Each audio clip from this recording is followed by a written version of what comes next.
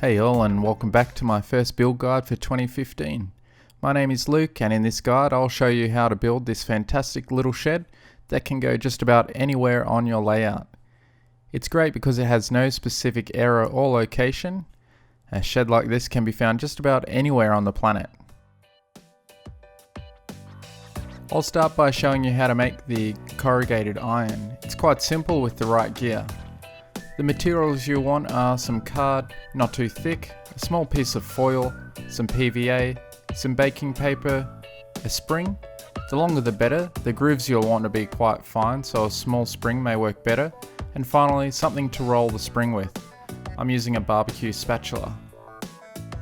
Start by cutting the card to about the size of the roof you want. You'll want it to be a little larger so you can square up the direction of the grooves with the shed frame and trim off the excess. Next, I secure some baking paper to the table and put the card in the middle. I apply some glue to the back of the card and use my finger to evenly spread the glue thinly over the surface of the card. The card will probably curl. I use the curl to help evenly lay the foil over the card and smooth out the foil with my finger.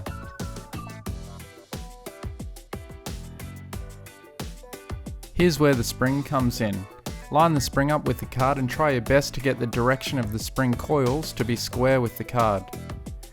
I use the spatula to roll the spring along the card, leaving the grooves in the foil.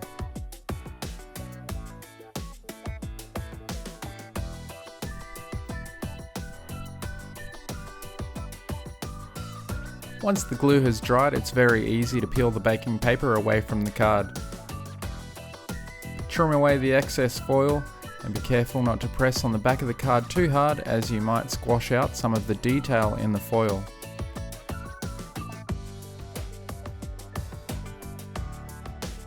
I give the back a light coat of acrylic silver paint and then flip it over, ready for a light wash of black paint to help highlight the grooves in the foil. I make the wash using a very small drop of washing detergent, some black acrylic paint and a lot of water. As you can see, it's a very light wash. Now moving on to the frame. You can use matchsticks, however I'm using these artist matchsticks that don't have the flammable tips. Otherwise you could just cut the flammable tips off. Again, with the baking paper, squirt out a small amount of glue and spread it out. Start laying the matchsticks down and don't worry if it gets messy. Now, on top of the already laid matchsticks, apply another layer of glue and press the glue into the gaps between the matchsticks. I use a spare matchstick to help square them off and wipe away the excess glue from the top, then leave it to dry. Just like the foil, once it's dry it's very easy to remove from the baking paper. I'm using this grid on the cutting mat to help me line up and trim the excess matchsticks to make the sidewall.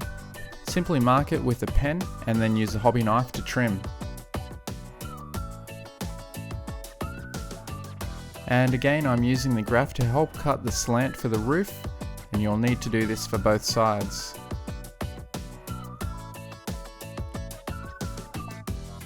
The back wall is a little tall, so I measure up the height I want and then trim off the excess. Then sand each piece to get a nice smooth finish.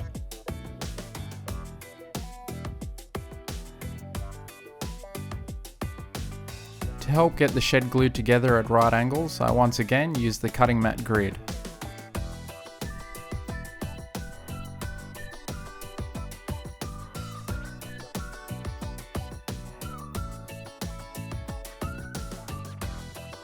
If you look carefully, you can see there is a bit of a lip where the side wall meets the back wall.